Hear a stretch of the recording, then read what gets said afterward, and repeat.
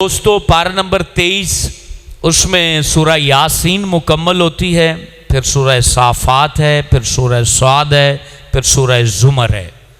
سورہ یاسین جو ہم پارہ نمبر 23 کے شروع میں سنتے ہیں، اس میں ایک خوش بخت بلکہ بخت بیدار مسلمان کا ذکر ہے جو نبیوں کو ماننے والا تھا اور پوری امت میں صرف ایک ماننے والا تھا۔ کل جس کا ذکر کیا تو اس کو منع کرتے تھے کہ تم ایک اللہ کی عبادت نہ کرو، تو وہ آگے سے کیا کہتا تھا؟ وہ لفظ ہیں پارہ نمبر 23 کے شروع میں، وہ کہتا تھا وَمَا لِيَ لَا أَعْبُدُ الَّذِي فَطَرَنِي وَإِلَيْهِ تُرْجَعُونَ، میں اس اللہ کی عبادت کیوں نہ کروں جس نے مجھے پیدا کیا اور جس کے پاس میں نے لوٹ کے جانا ہے۔ یہ ایک آیت اگر بندہ بار بار توجہ سے پڑھے تو خدا کی قسم اس کے دل کی غفلت ساری دور ہو جائے۔ کتنے پیارے الفاظ ہیں کہ میں کیوں نہ عبادت کروں جس نے مجھے بنایا ہے اور لوٹ کر میں نے اس کے طرف جانا ہے۔ پھر آگے وہ چونکہ کہتے تھے کہ دیگر بتوں کو مانو، یہ نہیں مانتا تھا، ان کو جواب دیتا تھا، یہاں تک کہ وہ دنیا چھوڑ کے چلا گیا یا ان کو شہید کر دیا گیا تو فوت ہوتے ہی رب اعلیٰ نے کیا کہا؟ قیل ادخل الجنہ، تو کہا گیا اس کو جنت میں داخل کر دیا جائے۔ اب جنت جب اس نے دیکھی چند روزہ زندگی کے بعد جنت ملاحظہ کی تو کہتا ہے قال یا لیت قومی یعلمون، کاش ان نظاروں کو قوم بھی دیکھ سکتی ہے، کاش یہ سارے نظارے میری قوم بھی دیکھتی کہ میرے رب نے مجھے بخش دیا ہے اور مجھے اعزاز والوں میں اللہ تبارک و تعالیٰ نے رکھا ہے۔ پھر آگے میرے دوستو اللہ تبارک و تعالیٰ نے اپنی وحدانیت کا، اپنی الوہیت کا، اپنی ربوبیت کا اللہ تعالیٰ بار بار بیان کرتا ہے، اس کے دلائل دیتا ہے۔ تو سورہ یاسین میں بھی اللہ تعالیٰ وہی دلائل دیتے ہوئے فرماتا ہے کہ ہم نے تمہارے لیے جو ہے وہ باغات بنائے، کھجوروں کے باغات بنائے، انگوروں کے باغات بنائے، پھر ہم نے تمہارے لیے چشمے جاری کیے۔ رب فرماتا ہے ہم نے یہ سارا کچھ اس لیے کیا کہ یہ لوگ کھائیں پئیں، اللہ تبارک و تعالیٰ کا شکر بجا لیں۔ پھر آگے اللہ کہتا ہے سبحان الذی خلق الازواج کلھا مما تنبت الارض۔ یہ ایک بہت بڑی بات ہے جس کو سائنس آج پروف کر رہی ہے۔ اللہ کہتا ہے پاک ہے وہ رب جس نے زمین میں موجود پودوں کے بھی جوڑے بنائے۔ اس کو سائنس اس آیت پر ریسرچ کی، بہت ساری تفسیروں میں اس کا جواب نہیں ملتا، لیکن اس پہ بڑے بڑے مقالے ابھی لکھے ہیں جو علماء سائنس جانتے ہیں۔ سائنس نے امپروو کیا ہے کہ پودوں میں بھی نر مادہ ہوتے ہیں اور اس کو پنڈ والے جان سکتے ہیں، شہری جو تفسیر لکھتے ہیں ان کو اس کی خبر نہیں ہے۔ جس طرح یہ 3-4 سال قبل یہ واقعہ ہوا تھا، حبس کی وجہ سے ہوائیں نہیں چلی تھیں، جس کی وجہ سے جو نر مکئی کے پودے ہیں ان کے بر جو ہیں وہ مادہ مکئی کے اوپر گرے نہیں تھے، جس کی وجہ سے مکئی کو جو ہے وہ پھل ہی نہیں لگا تھا، چھلیاں نہیں بنی تھیں۔ اسی طرح جو کھجوریں ہیں، کھجوریں بھی جب گچھا لگ جاتا ہے تو نر کھجور کا جو بھورا ہوتا ہے وہ اس کے اوپر چھڑکا جاتا ہے جس سے وہ کھجوریں پکتی ہیں۔ تو یہ قرآن نے پہلے ہی کہہ دیا کہ ہم نے پودوں کو جو ہے وہ جوڑا جوڑا پیدا فرمایا ہے اور یہ اللہ کی شان ہے۔ اس کے بعد اللہ اپنے دلائل پر مزید بات کرتے ہوئے فرماتا ہے چاند اپنی جگہ پر چل رہا ہے، سورج اپنی جگہ پر چل رہا ہے، اور رب اعلیٰ فرماتا ہے آج تک دونوں ٹکرائے نہیں ہیں۔ کون ہے جو اپنے وقت پر دونوں کو نکالتا ہے، دونوں کو طلوع کرتا ہے، غروب کرتا ہے؟ تو وہ خدا کی قسم صرف اور صرف جو ہے وہ رب اعلیٰ ہے۔ رب اعلیٰ کے علاوہ کسی میں یہ طاقت نہیں ہے۔ اس کے بعد میرے دوستو قرآن بیان کرتا ہے خاص واقعے کو۔ وہ واقعہ کیا ہے؟ تمام لوگوں کو نفخہ اول، پہلا سور پھونکا جائے گا تو رب سب کو مار دے گا، موت آ جائے گی اور کوئی بھی زمین پر باقی نہیں رہے گا۔ تو اس وقت رب کہے گا کون ہے آج کے دن کا مالک تو پھر اللہ خود ہی جواب دے گا صرف میں اللہ ہی ہوں، کوئی جواب دینے والا زمین پر نہیں ہوگا۔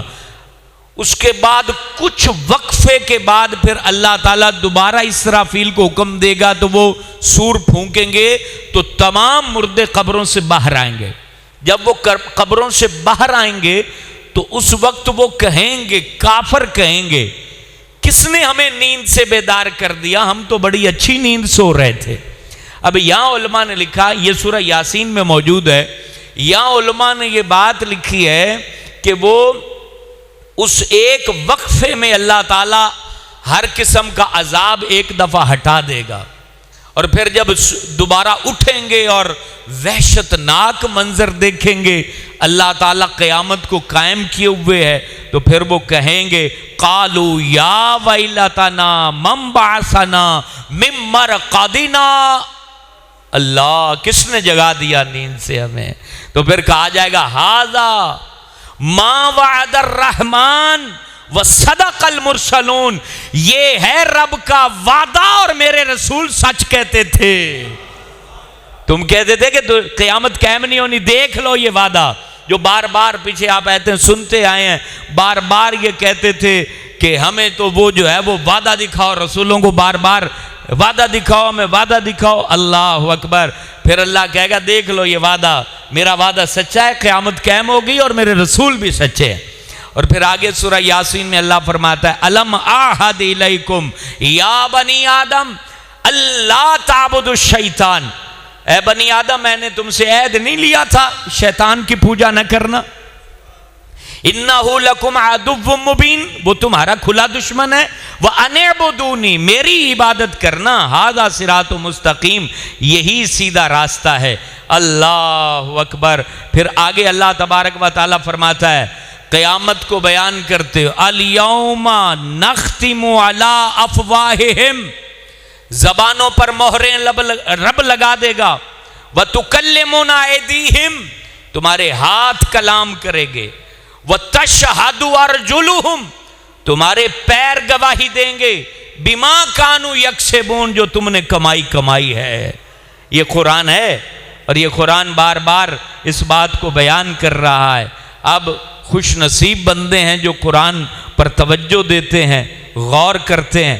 تو پھر آگے انسان کی حقیقت کو رب یوں بیان کرتا ہے اولم یر الانسان انا خلقناہ من نطفہ فاذا ہوا خصیم مبین، کہ ہم نے اس انسان کو حقیر نطفے سے بنایا اور یہ جھگڑا کرتا ہے۔ یہ پتہ ہے کس واقعے کو اللہ بیان کر رہا ہے؟ ویسے تو یہ ہر متکبر کے لیے ہے، لیکن یہ خاص جو واقعہ ہے وہ یہ ہے کہ رسول اللہ صلی اللہ علیہ وسلم کے سامنے جو ہے وہ ولید بن مغیرہ یا ابو جہل وہ ایک ہڈی اٹھا کے لائے اور حضور کے سامنے جھگڑنے لگے، اس ہڈی کو یوں مروڑ کے اور بھور کے کہتے ہیں یہ ہڈی اٹھے گی دوبارہ، اور جھگڑا کرنے لگے۔ اور رب نے کہا او نالائق، تو حقیر نطفے سے پیدا ہوا ہے، پانی سے بننے والے میرے نبی کے سامنے جھگڑتا ہے، اور منی سے پیدا کیا گیا ہے۔ جب میں ایک حقیر منی سے تمہیں پیدا کر سکتا ہوں تو بکھری ہوئی ہڈی کو بھی جوڑ سکتا ہوں۔ یہ اللہ تعالیٰ بیان کرتا ہے۔ اور وہ آگے پھر وَضَرَبَ لَنَا مَثَلًا وَنَسِيَ خَلْقًا قَالَ مَنْ يُحْيِي الْعِظَامَ وَهِيَ رَمِيمٌ، کہ یہ کہتا ہے کہ یہ ہڈیاں بکھر گئی ہیں اور ان کو کون جمع کرے گا؟ رب کہتا ہے قل، میرے محبوب ان کو کہہ دو، یحیی الذی انشا اول مرہ، ان ہڈیوں کو وہی بنائے گا جس نے تمہیں پہلے بنایا ہے، وہی ان ہڈیوں کو جمع کرے گا۔ کیا سمجھتے ہو اپنے آپ کو؟ اللہ اللہ۔ جب تک بندے کے پاس صحت ہوتی ہے، پیسہ ہوتا ہے اور حسن ہوتا ہے، اس وقت تک بندہ نہیں سمجھتا کہ وہ کون ہے۔ صحت جاتی ہے، پیسہ جاتا ہے اور بڑھاپے میں حسن جاتا ہے تو پھر سمجھ آتی ہو پھر وقت گزر چکا ہوتا ہے۔ اس لیے یہ قرآن کی باتیں جوانی میں سمجھو، صحت میں سمجھو، ہڈی مضبوط ہے تو پھر سمجھو، اور پھر دیکھنا رب نظارے کیسے کرتا ہے۔ کیونکہ جوان بندہ جب رب کو مانتا ہے اور راتوں کو اٹھ کے وہ اللہ کو صدا دیتا ہے اور اس کی زبان بار بار استغفر اللہ کہتی ہے اور رب کو کہتا ہے میرے مالک میں ظالم ہوں اور اپنی جان پہ ظلم کر بیٹھا ہوں، مجھے معاف کر، تو پھر بڑے احسان ہوتے ہیں بندے پر۔ پھر آگے سورہ صافات ہے، یہ صافات جو ہے نا، اس میں اللہ نے قسم اٹھائی ہے صفیں باندھنے والوں کی۔ اور یہ صفیں باندھنے والے کون ہیں؟ یہ وہ فرشتے ہیں جو ہمہ وقت صفیں باندھ کے رب کو منائے جا رہے ہیں، اللہ کی عبادت کیے جا رہے ہیں۔ اور پھر یہ وہ صفیں باندھنے والے ہیں جو حضور کے ساتھ جہاد کیا کرتے تھے صف در صف۔ پھر یہ وہ صفیں باندھنے والے، علماء نے لکھا کہ جو تہجد میں صفیں باندھ کے رب کو منایا کرتے ہیں، سارے اکٹھے ہو کر سجدہ ریز ہوتے ہیں اور اللہ کو مناتے ہیں۔ اور فرمایا یہ وہ صفیں باندھنے والے ہیں جو اہل علم ہیں اور اللہ تعالیٰ کے لیے اس کی عبادت میں مصروف ہیں۔ اس میں اللہ تبارک و تعالیٰ نے سبحان اللہ، قربان جاؤں کہ ان کی قسمیں ارشاد فرمائی ہیں کہ یہ مجھے محبوب ہیں کہ میری بارگاہ کے اندر کھڑے ہوئے ہیں اور مجھے یاد کر رہے ہیں۔ پھر آگے میرے دوستو اللہ تبارک و تعالیٰ نے پھر اپنی وحدانیت کا بیان فرمایا ہے۔ اللہ تعالیٰ نے نیکوں کو جو جنت نعیم عطا کرنی ہے، اس کو اللہ اتنا پیارا ہے کہ دو چیزوں کو، یہ قرآن کو نا مسانی کہا جاتا ہے۔ اور مسانی پتہ کیوں کہا جاتا ہے؟ رب جہاں جہنم کا ذکر کرے گا نا تو ساتھ ہی جنت کا بھی ذکر کر دے گا۔ یہ اللہ تعالیٰ کا یہ قرآن میں اسلوب ہے کہ اللہ تبارک و تعالیٰ جہاں جہاں جہنم کا ذکر کرے گا وہاں جنت کا بھی ذکر کرے گا۔ اور یہی یہاں پہلے کافروں کی مذمت کرتے کرتے پھر اللہ تعالیٰ آگے عباد اللہ المخلصین کو الگ کر دیا۔ یہ نہ سمجھنا کہ میں سب کو جہنم میں ڈال دوں گا، کہا میرے جو مخلص بندے ہیں، وہ جنہوں نے غیب پر ایمان لائے ہیں، جن کی آنکھیں تر بتر رہتی ہیں، جن کا وجود ڈرتا رہتا ہے، رگ رگ میں میرا نام رہتا ہے، روئیں روئیں میں میری تڑپ رہتی ہے، میری طلب رہتی ہے، میری چاشنی رہتی ہے، میری حب پر مرنے والے ہیں، میرے عشق پر تڑپنے والے ہیں، میرے لیے زندہ رہنے والے ہیں اور میرے لیے مرنے والے ہیں، تو وہ سن لیں ان کے لیے میں نے رزق تیار کر رکھا ہے۔ یہ اللہ تعالیٰ قرآن میں یہ بیان کر رہا ہے۔ اور پھر آگے حضرت نوح علیہ السلام کا رب اعلیٰ ذکر فرماتا ہے۔ پھر آگے ذبح حزیم کا اللہ تعالیٰ نے ذکر فرمایا ہے۔ پھر اپنے مختلف نبیوں کا ذکر کیا ہے، حضرت لوط کا ذکر کیا ہے، حضرت یونس کو اللہ نے یہاں دوبارہ بیان کیا ہے، جو کشتی کے اندر ڈالے گئے تھے، اس کو اللہ تعالیٰ نے اس سورہ صافات کے اندر دوبارہ بیان فرمایا ہے۔ اور پھر سورہ صاد، چونکہ وقت ہمارے پاس بہت کم ہے تو یہ مختصراً آپ کے سامنے یہ ساری باتیں رکھتا جا رہا ہوں۔ پھر رب اعلیٰ آگے سورہ صاد کے اندر، صاد جو ہے وہ حروف مقطعات میں سے ہے جس کی مراد صرف رب جانتا ہے۔ یہاں اس کے ابتدا میں ہی رب اعلیٰ کافروں کی مذمت بیان کرتے ہوئے ارشاد فرماتا ہے کہ یہ کافر میرے محبوب، یہ تمہیں مانتے نہیں ہیں، یہ ہٹ دھرم ہے، حالانکہ میرا قرآن تو سچا ہے۔ جو تم انہیں بیان کر رہے ہو وہ ساری چیزیں سچ ہیں اور حق ہیں اور اس کا جواب بھی ان کے پاس نہیں ہے، لیکن یہ ہٹ دھرم ہے، اس لیے یہ تیرے قرآن کو نہیں مانتے ہیں۔ پھر آگے رب اعلیٰ جو ہے حضرت داؤد کا ذکر کرتا ہے۔ یہ ایک بڑی عجیب سی بات اس میں ذکر کی گئی ہے جس میں ہمارے لیے ظاہر سی بات ہے ہدایت کا نور موجود ہے۔ پیچھے حضرت ابراہیم کا واقعہ بڑا تفصیل سے تھا، اس کو میں نے نہیں بیان کیا۔ عموماً آپ علماء سے عید قربان پر سن لیتے ہیں جو حضرت اسماعیل کو ذبح کرنے کے لیے لائے تھے، تو اس لیے وہ قصہ میں نے دوبارہ بیان یہاں نہیں کیا ہے وقت کو آپ کا خیال رکھتے ہوئے۔ حضرت داؤد علیہ السلام کی 99 بیویاں تھیں، اللہ کے نبی حضرت داؤد علیہ السلام کی 99 بیویاں تھیں۔ تو آپ نے ایک عورت کی طرف جو ہے پیغام نکاح بھیجا، تو اس عورت کی طرف ایک اور مرد کا بھی پیغام نکاح آ چکا تھا۔ تو اللہ تبارک و تعالیٰ نے چاہا کہ میرا نبی ادھر شادی نہ کرے، تو 2 فرشتے حضرت داؤد کے پاس بھیجے، اس کا تذکرہ یہاں ملتا ہے۔ اور وہ دونوں فرشتے اس داخلوا علی داؤد پر داخل ہوئے، ففزع منہم، اچانک داخل ہوئے تھے تو آپ ذرا گھبرا گیا کہ کون یکدم میرے پاس آ گیا، عبادت میں مصروف تھے۔ تو انہوں نے کہا قالوا لا تخف، ڈرے نہ، خصمان بغا بعضنا علی بعض، ہم دو بھائی ہیں اور ایک نے ایک پر زیادتی کر دی ہے تو فیصلہ کر دیں، فاحکم بیننا بالحق ولا تشتت واہدنا الی سواء الصراط۔ اب وہ کہتے ہیں کہ ہمیں سیدھی راہ بتا دیں کہ کون ٹھیک ہے۔ کہتے ہیں کہ ان ھذا اخی، یہ میرا بھائی ہے، لہو 99 ناجا، اس کے پاس 99 دمبیاں ہیں، 99 دمبیاں ہیں، اور میرے پاس جو ہے والیا ناجۃ واحدہ، میرے پاس ایک ہی دمبی ہے۔ قال اکفلنیھا وعزنی فی الخطاب، تو کہتے ہیں آگے قال لقد ظلمک بسؤال ناجتک الی نیاجی، یہ میرا بھائی کہتا ہے کہ تو ایک بھی مجھے دے دے، حالانکہ میرے پاس ہے ہی ایک، تو کیا کرنا چاہیے؟ تو حضرت داؤد علیہ السلام نے کہا کہ بھائی یہ غلط کر رہا ہے، اس کے پاس ایک ہے تو اس سے یہ 99 والا نہ لے۔ یہ جب فیصلہ کیا نا تو وہ دونوں فرشتے سے وہ مسکراتے ہوئے اوپر چلے گئے، تو حضرت داؤد کو پتہ لگ گیا اور آپ سجدہ ریز ہوئے اور اللہ تعالیٰ سے استغفار کی۔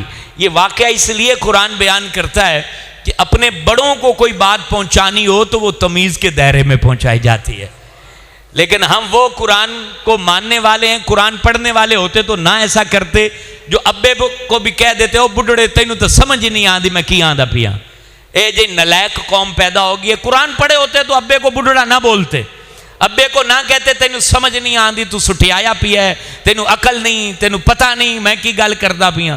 تو بڑوں کو کیسے سمجھاتے ہیں؟ یہ فرشتوں نے بتا دیا کہ بڑوں کو اس طرح سمجھایا جاتا ہے یا ان کے سامنے اپنی بات رکھی جاتی ہے، رب تعالیٰ نے یہ بات رکھی۔ پھر آگے حضرت ایوب علیہ السلام کا ذکر ہے۔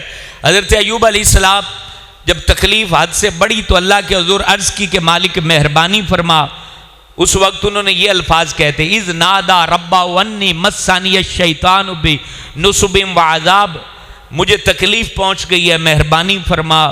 تو رب نے کہا ارقد برجلک، اپنا پیر زمین پر مار۔ اللہ کے نبی نے زمین پر پیر مارا تو چشمہ میٹھا ٹھنڈا جاری ہوا۔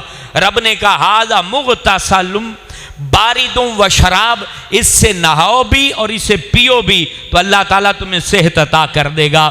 تو آپ ماشاءاللہ بالکل صحت مند ہو گئے، آپ کی بیوی بھی جوان اللہ نے کر دی، اور پھر دوبارہ سے اللہ نے اولادیں عطا فرمائی۔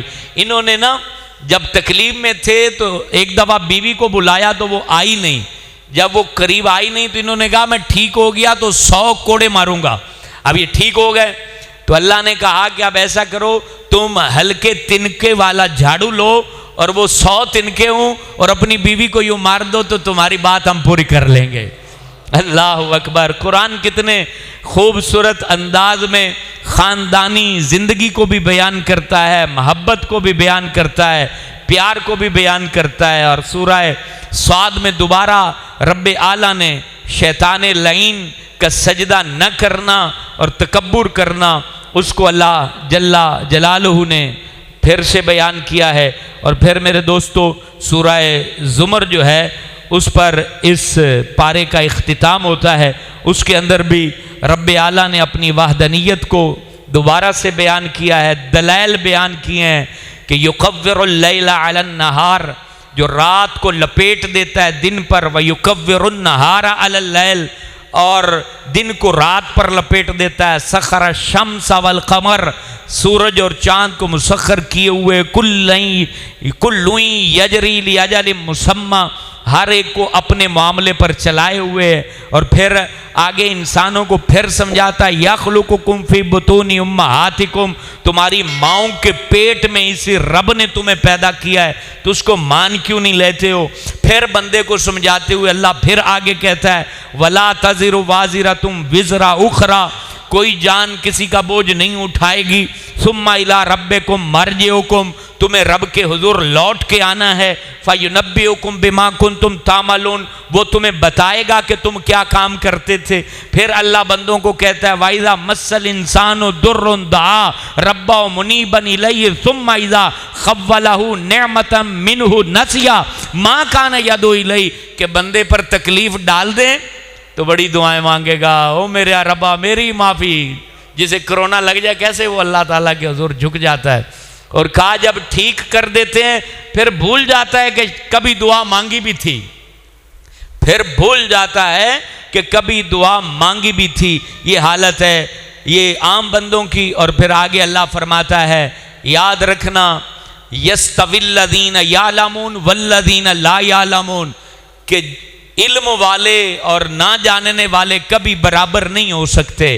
اور پھر نبی سے رب نے کہا میرے بندوں سے کہہ دو آمنوا اتقوا ربکم، اپنے رب سے ڈرا کریں۔ اللہ، یہ نبی سے کہا ہے رب نے کہ میرے بندوں سے کہہ دو کہ اپنے رب سے ڈرا کریں۔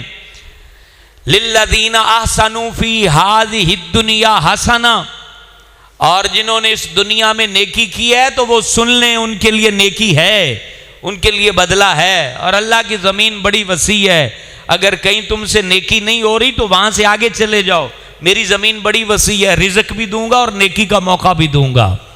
اللہ تبارک و تعالی ان باتوں پہ پھر آگے رب اعلیٰ اپنے مزید بندوں پر احسانات بیان کرتے ہوئے فرماتا ہے ہم نے آسمان سے پانی نازل کیا، ہم نے تمہارے لیے جو ہے چشمے جاری کیے، ہم نے اس سے زراعت نکالی، مختلف جو ہے وہ رنگوں کی چیزیں تمہارے لیے نکالی ہیں۔ اللہ اللہ، اور ان فی ذالک لذکری لاولی الالباب، اور اس معاملے میں جو دل والے ہیں، عقل والے ہیں، ان کے لیے بڑی نصیحتیں ہیں۔ اور پھر اللہ جل جلالہ آخری یہ صفحے پر ارشاد فرماتا ہے، یہ آخری صفحہ رہ گیا، ابھی پھر محفل ہوگی، گھبرانا نہیں ہے بھائی۔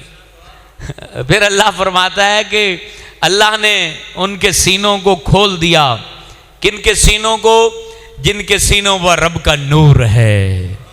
اللہ اللہ، یہ خدا کی قسم، اللہ اللہ ایسا بنا دے ہم سب کو۔ اس سے متصل اگلی آیت کو اللہ ایسا بیان کرتا ہے، رب کہتا ہے یہ قرآن، اس قرآن کی خوبی اللہ بیان کر رہا ہے۔ اللہ کہتا ہے اس میں بڑی پیاری باتیں ہم نے ذکر کی ہیں، اور کہتا ہے تقشعر منہ جلود الذین یخشون ربہم۔ یہ قرآن اتنا پیارا ہے، اللہ کہتا ہے جس کے دل میں میری محبت ہو نا، وہ جب اس کو پڑھتا ہے تو اس کے رونگٹے کھڑے ہو جاتے ہیں۔ اللہ، قرآن کا کہا، قرآن کا اعجاز۔ اور آج حضرت علی کے یوم میں یہاں بیٹھے ہو تو تھوڑا سا غور کر لو، کبھی قرآن پڑھتے کیفیت طاری ہوئی ہو؟ رب کہہ رہا ہے یہ کہ جن کے دل میں میری محبت ہے، میرا پیار ہے، تو ان کی علامت یہ ہے کہ ان کی جلد کا رونگٹا رونگٹا میری محبت و ڈر سے کھڑا ہو جاتا ہے۔ ثم تلین جلودہم وقلوبہم الی ذکر اللہ، تو ان کا پورا وجود اللہ کی یاد میں جھک جاتا ہے، ان کا وجود جھک جاتا ہے۔ میرا قرآن پڑھ کے، اس قرآن کو ختموں سے آگے نکل کے بھی پڑھو، اس قرآن کو پڑھو، خدا کی قسم زندگی میں کبھی ایک لمحہ ہمارے اوپر آنا چاہیے کہ ہم قرآن پڑھ رہے ہوں اور آنکھ سے آنسو بہ رہا ہو۔ یہ قرآن ایسی کتاب ہے کہ اس کو جس نے محسوس نہ کیا وہ ضائع ہو گیا۔ اور رب کہتا ہے ذالک ھدی اللہ، یہ ہے رب کی ہدایت۔ قرآن پڑھتے ہوئے رونا، قرآن پڑھتے ہوئے مچلنا، قرآن پڑھتے ہوئے اپنے رونگٹوں کا کھڑا ہو جانا، قرآن پڑھتے ہوئے قلب میں نور کا آ جانا، قرآن پڑھتے ہوئے روح کا معطر ہو جانا، قرآن پڑھتے ہوئے رگ رگ میں رب کی محبت آ جانا، کہا یہ رب کی ہدایت ہے۔ لیکن اللہ نے آگے بتا دیا یہدی بہ من یشاء، رب جسے چاہے ہدایت عطا کرے۔ وَمَن يُضْلِلِ اللَّهُ، اور اللہ گمراہ کرے جس بندے کو، فَمَا لَهُ مِنْ هَادٍ،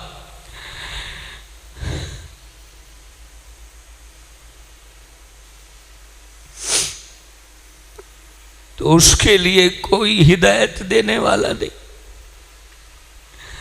جسے اللہ گمراہ کر دے اس کے لیے کوئی ہدایت دینے والا نہیں، جسے اللہ گمراہ کر دے اس کے لیے کوئی ہدایت دینے والا نہیں۔ اللہ اکبر۔ افمن یتقی بوجہہ سوء العذاب، جنہوں نے اپنے چہروں کو بچا لیا قیامت کے دن سخت عذاب سے۔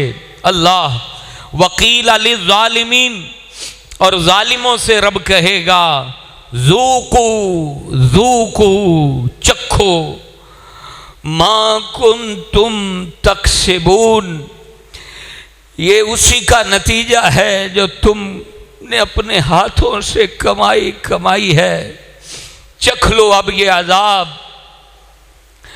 اللہ اکبر۔ فَأَذَاقَهُمُ اللَّهُ الْخِزْيَ فِي الْحَيَاةِ الدُّنْيَا، اور رب تعالیٰ کافروں کو دنیا میں ذلت چکھائے گا اور آخرت میں سخت عذاب چکھائے گا۔ اور اللہ تبارک و تعالیٰ اس قرآن میں بڑی مثالیں بیان کرتا ہے، اور رب اعلیٰ نے یہاں بیان کر دیا اِنَّكَ مَيِّتٌ وَإِنَّهُمْ مَيِّتُونَ ثُمَّ إِنَّكُمْ يَوْمَ الْقِيَامَةِ عِنْدَ رَبِّهِمْ تَخْتَصِمُونَ۔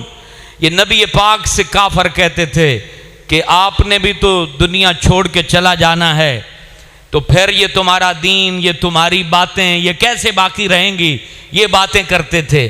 تو رب نے قرآن نازل کیا محبوب ان کو کہہ دو کہ ہاں میں بھی انتقال کروں گا، تم بھی مر جاؤ گے۔ یاد رکھیے اگلا پچھلا جو انتخاب ہے وہ ایک جیسا نہیں ہے، وہ کافروں کی بات ہے اور پہلے رسول اللہ کی بات ہے۔ تو قرآن کی جو بات حضور سے مخاطب ہو اس کا بیان الگ ہوتا ہے، جو کافر سے خطاب ہو اس کا بیان الگ ہوتا ہے۔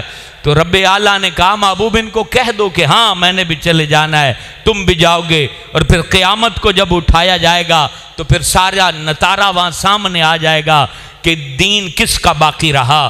تو میرے دوستو یاد رکھیں، اس آیت پر بھی ایک دو باتیں عرض کر دوں، بات مکمل ہوئی کہ یہ اِنَّكَ مَيِّتٌ وَإِنَّهُمْ مَيِّتُونَ کو لے کر بھی بڑی فرقہ واریت ہوتی ہے، جھگڑے ہوتے ہیں، لڑائیاں ہوتی ہیں۔